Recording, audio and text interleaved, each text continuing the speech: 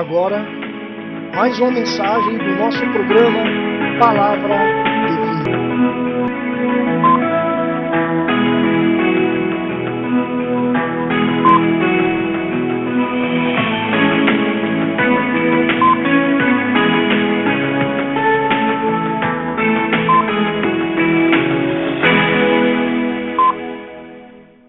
A nossa ministração hoje vai falar sobre crise. A decisão certa em meio à crise. Então abrimos a nossa Bíblia no livro de Ruth, capítulo 1, versículo 1, que está escrito assim: E sucedeu que nos dias em que os juízes julgavam, houve uma fome na terra. Por isso, um homem de Belém de Judá saiu a peregrinar nos campos de Moabe, ele e sua mulher e seus 2 filhos. Nos dias em que os juízes julgavam a terra, esses juízes tinham certa autoridade em sua região em que estavam mais próximos. Mas, de modo geral, a terra não tinha um governante que o assumisse a responsabilidade. E não havia um líder. E quando não há um líder, acontece o que nos diz o último versículo do livro de Juízes, no capítulo 21, no versículo 25. Está escrito assim: Naqueles dias não havia rei em Israel, porém cada um fazia o que parecia reto aos seus olhos. A falta de autoridade é um problema, porque dá a cada um o direito de pensar e tomar suas próprias decisões. É justamente por isso que Deus sempre quis governar o seu povo. Deus sempre quis que seu povo ouvisse somente a sua voz, porque se fizesse isso, teria os melhores empregos, a terra daria seus frutos e comeria o melhor da terra.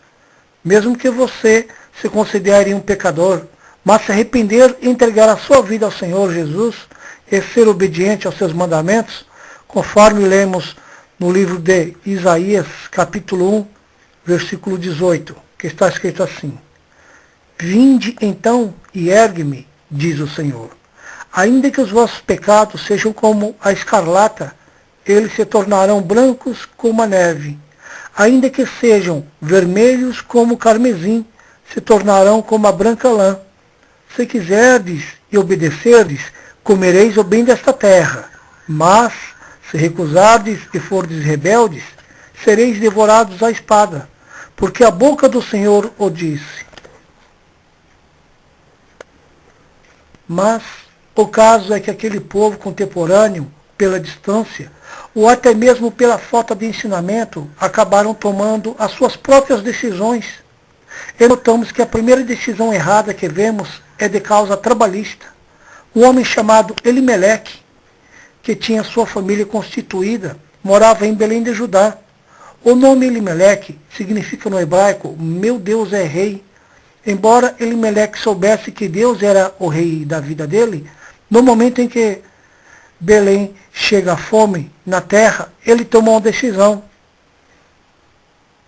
É curioso notar que o nome Belém no hebraico quer dizer casa do pão ou casa do alimento. Vejam, na casa do pão faltou o pão, na casa do alimento faltou o alimento. Era sem dúvida um momento de crise para eles. Crise tão terrível que não adiantava ter dinheiro, porque se veio a fome na terra, do que adiantava ter dinheiro, se não há alimento para comprar? Elimeleque vai fazer o que um pai de família pensa em fazer no momento de crise. Vai se mudar em busca de novas oportunidades para poder dar o melhor para a sua família. Mas o final do versículo 2 diz: ficaram ali. Elimeleque, quando tomou a decisão de abandonar a casa do pão, não tinha a intenção de se ausentar para sempre. Mas o caso é que ele ficou ali. Muitas vezes nos deparamos com situações difíceis. A tal crise internacional nos assusta, abala. Só de pensar em perdermos nossos empregos, nossos clientes, nossa estabilidade financeira. Mas tome a decisão correta. Ainda que essa crise seja muito forte, não abandone a casa do pão, não abandone a obra do Senhor, Não abandone a casa de Deus. Na hora da crise, a pessoa tem que tomar cuidado com as decisões que ela toma. Elimeleque colocou toda a sua família fora da casa do pão. Quando a crise chega, o primeiro pensamento da pessoa é: não vou mais para a igreja, porque não adianta nada. Ou não dou mais o dízimo. Elimeleque também pensou assim, mas o final para a família dele foi bastante trágico. Vejamos, em Ruth, no capítulo 1, a partir do versículo 3. E morreu Elimeleque, marido de Noemi, e ficou ela com os seus 2 filhos, os quais tomaram para si mulheres moabitas, e era o nome de uma Orfa e da outra Ruth, e ficaram ali quase 10 anos. E morreram também ambos, Malom e Quilion, ficando assim a mulher desamparada dos seus 2 filhos e de seu marido. E como podemos observar, ali houve uma divisão por consequência de um ato por falta de fé. Elimeleque não creu nas promessas de Deus, tomou a decisão errada em meio à crise.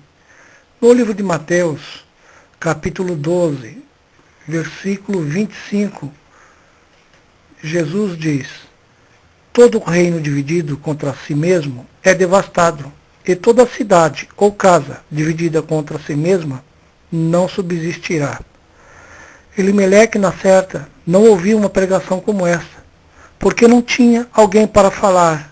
Fica em Belém, acredita no Senhor, creia somente. Mas eu estou aqui neste dia, como enviado de Deus, para te dizer: permaneça na casa de Deus, seja fiel na crise, porque Deus é fiel. Ele é a sua rocha, a sua fortaleza. Confia no Senhor e Ele tudo fará. Claro, Elimeleque desejava o melhor para a família dele, mas as decisões foram erradas. A crise assustou, fez ele abandonar a vontade de Deus, a casa de Deus. Aos seus próprios olhos, ele estava fazendo a coisa certa, mas aos olhos de Deus, não. Vejamos o que diz no livro de Provérbios, no capítulo 14, no versículo 12. Há um caminho que ao homem parece direito, mas o fim dele são os caminhos da morte. O mais correto na hora da crise não é deixar de ser dizimista, ofertante e fiel com Deus.